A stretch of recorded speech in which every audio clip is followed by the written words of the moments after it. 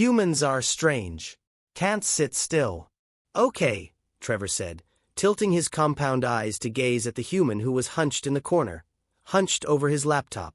Mike was bundled in a blanket, and his whole body was performing a series of small, continuous twitching motions. Mike is unwell, Trevor observed. But why is he not reclining in his sleeping berth? The healthy human went on stirring the chicken broth on the small portable burner. Mike's just one of those humans who can't sit still. But remaining motionless is the method by which you preserve energy for recovery, Trevor said carefully, attempting to pinpoint the aspect of this exchange that was hindering comprehension rather than clarifying it. Soup's ready, the cook announced cheerfully, dropping the subject.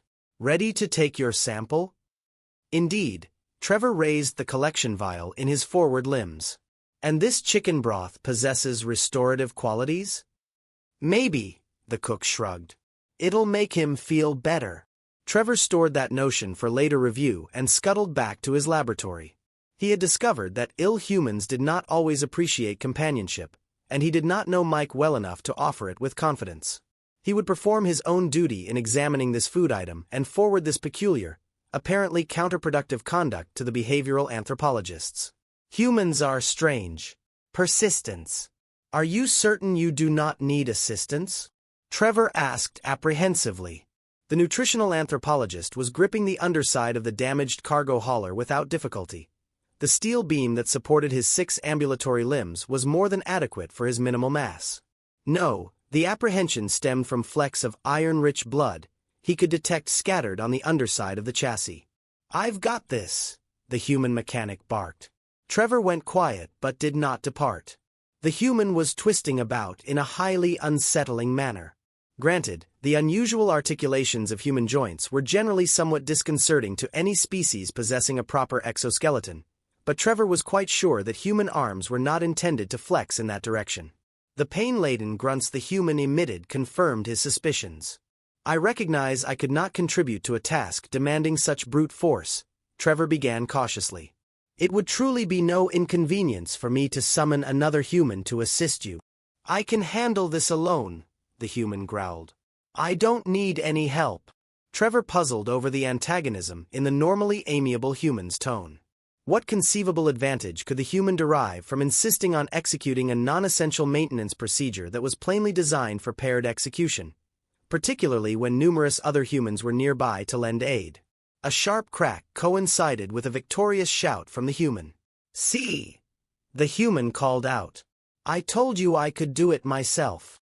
You did, Trevor responded, though I do not understand why you emphasize that, as I never voiced skepticism regarding your capability. The human regarded him blankly for a moment and then erupted in laughter. He rolled out from beneath the hauler and leaped to his feet. Trevor followed and climbed onto the extended hand. The skin on the hand was lacerated in several locations, though the human's extraordinary regenerative capacity had already halted the bleeding. Yeah, I've got a stubborn streak, I suppose, the human said, shrugging his shoulders as Trevor ascended his arm. Sorry I barked at you. Apology accepted, Trevor replied. He wished to explore the topic further, but the human stretched and stooped to gather his tools. Come on, let's grab lunch, the human said. I get even more pig-headed when I'm hungry. Humans are strange. Seeds. Trevor awoke to a very odd crunching noise. He shook off the lingering haze of sleep and slid out from beneath the quilt that his particular human companion from his previous assignment had crafted for him. He moved to the edge of his bunk. He swiveled his primary eyes to identify the origin of the sound. Perhaps unsurprisingly, it emanated from his current roommate, a young human with decidedly poor sleep patterns. Said human was presently seated hunched before a holographic display depicting other humans in some manner of large urban environment. The crunching noise seemed to originate from his mouth. Trevor felt his sensory bristles rise with curiosity. What are you consuming, Nathan? Trevor inquired eagerly. Just some almonds, Nathan answered distractedly, extending one hand palm upward to reveal several tapered ovoids. I wanted some protein to carry me through this episode. I have never encountered this food source, Trevor said, scurrying along the shelf encircling their quarters until he paused directly above the offered items. Sure you have, Nathan said. The cook tosses them in the smoothies all the time. Great source of protein. Trevor clicked in acknowledgement and delicately lifted the unexpectedly heavy object. He clicked in astonishment as he inspected it. "Pardon me, Nathan," Trevor said, "but is this a dormant phase seed?" "The almonds," Nathan replied. "I guess so. I think they come from trees." "Trees," Trevor said rather flatly. "You are ingesting unprocessed dormant phase tree seeds." Nathan regarded him curiously. "Yeah. So." Trevor considered how to articulate his inquiry. "Precisely how much pressure are your jaws capable of exerting?" "Heck if I know," Nathan said. Trevor flexed his grasping appendages over the hard mass of biomatter, estimating how much force it must require to pulverize the seed into the paste humans preferred for digestion. A faint shiver coursed over his carapace at the notion of that destructive capability. It was likely fortunate their oral apertures were so limited. Still, there was a trove of information to harvest here. Such destructive force must leave detectable traces on the humans' bodies. He might even devise a technique for deducing human diet simply from observing these traces. Intriguing. Humans are strange. Dogs are too. "Looks like it'll be another rough day out there tomorrow," Carson remarked as he sipped his coffee. Black, strong, and as inexpensive as possible. It was probably cultivated in a refuse pile behind some plant in Chicago. If Max had any thoughts on the caliber of his owner's beverage, he kept them private. His shaggy white head was aimed at the door of the modest mountain cabin in apparent casual curiosity about the howl of the storm outside. Occasionally his ears flicked at some crackle of the radio that was quietly murmuring to itself on one of the rough shelves in the crowded room. The fire in the small pot-bellied stove snapped and popped, and Carson, a man who wore the label average with easy familiarity, rose to toss another log onto it. He had to navigate around a box packed with blankets and a heap of assorted bottles, nipples, and powdered milk, all prepared in expectation of the imminent arrival of several hundred new lambs that the mountain anticipated any day now.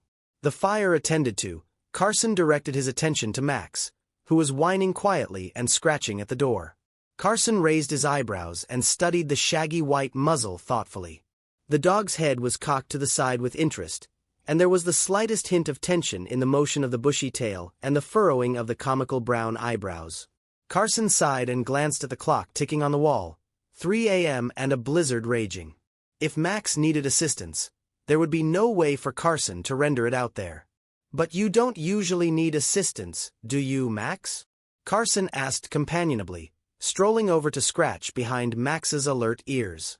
Max wagged his tail enthusiastically and let his tongue hang out of his mouth. Carson sighed.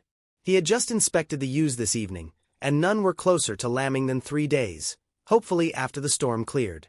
If it were a wolf or a bear or even a coyote, Max would be snarling murder at the door. "Well, here's to you just wanting to go sniff a strange fox, Max," Carson said as he braced his shoulder against the rough-hewn plank door. It required a mighty push from a man who was neither small nor frail to even crack the door against the wind's force.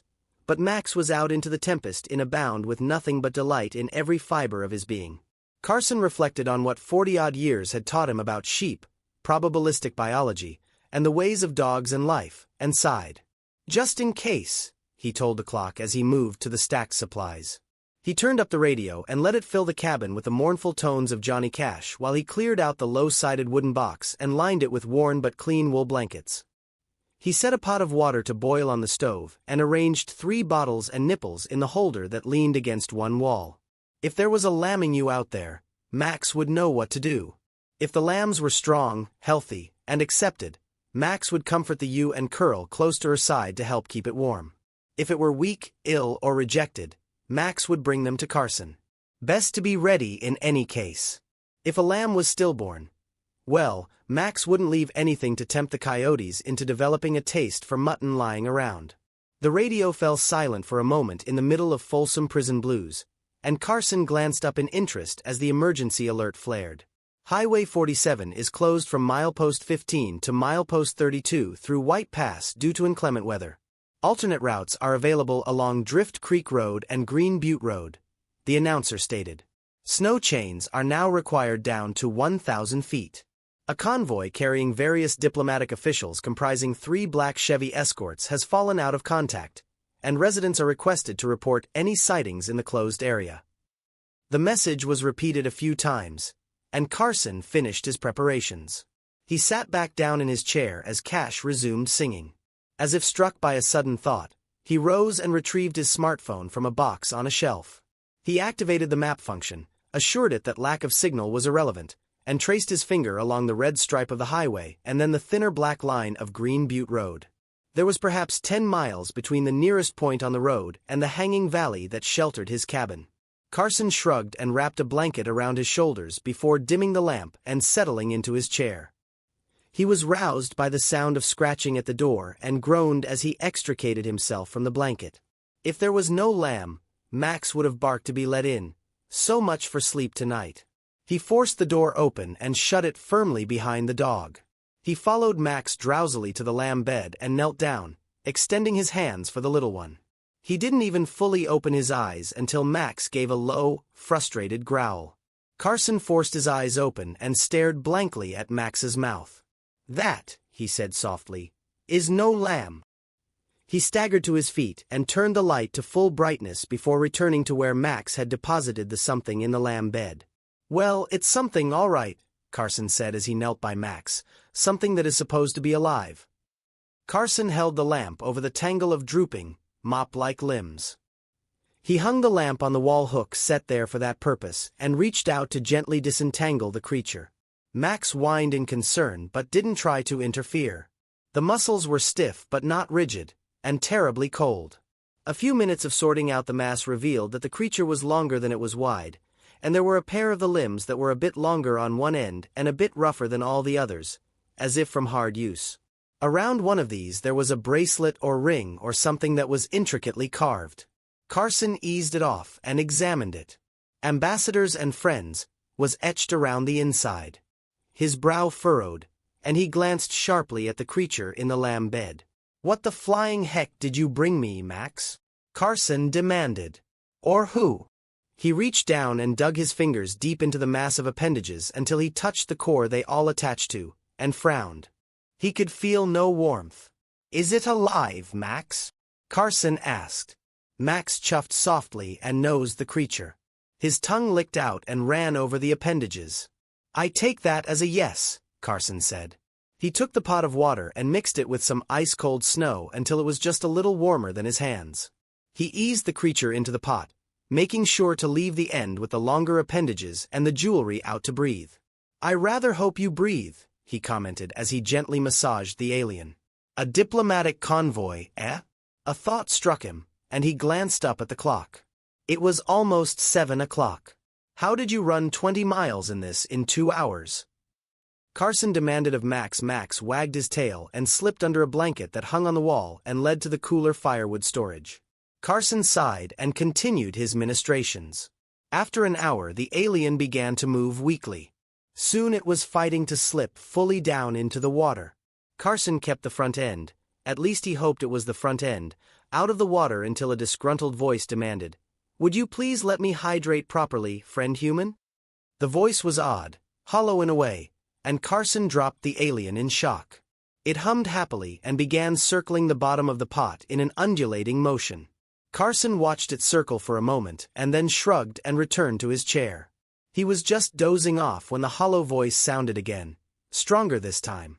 "Pardon my intrusion into your sleep cycle, friend human, but could I bother you to add more thermal potential to the miniature biome?" Carson blinked dumbly at the mass of appendages sticking out of the pot and ran the words over in his head a few times. He grunted and staggered up to add some more hot water from the kettle. The alien wriggled happily and scooted to the side as Carson poured the hot water in. "Thank you, friend human," the alien said before submerging again. "Do I call you ambassador?" Carson asked. The alien paused and poked its head out again. "Oh yes, that will do nicely.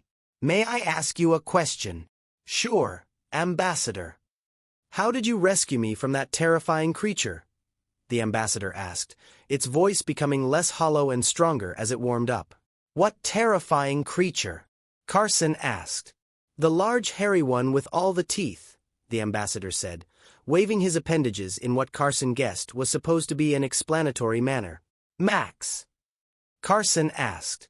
On hearing his name, Max stuck his head out of the flap and looked expectantly at Carson. The ambassador gave a soft squawk and ducked back into the water. "Yes, that is the one that I mean," the ambassador said, the voice sounding out from the pot sides. "I didn't rescue you from Max," Carson said. "Max rescued you from the storm and brought you to me for help." "I see," the ambassador said. "Is he quite safe?" "For you. So long as you are my guest, he will protect you." "I understand," the ambassador said. "Then perhaps I should bid you good night, my host. I must refresh my energy stores, but if you are willing, I would like to ask some questions about my rescue tomorrow." The ambassador dropped back down into the water and out of sight in the pot. Carson blinked at him and idly wondered if this would all be a dream by dawn. He shrugged and sat back down in his chair. "You and me both," he muttered. "You and me both. Humans are strange.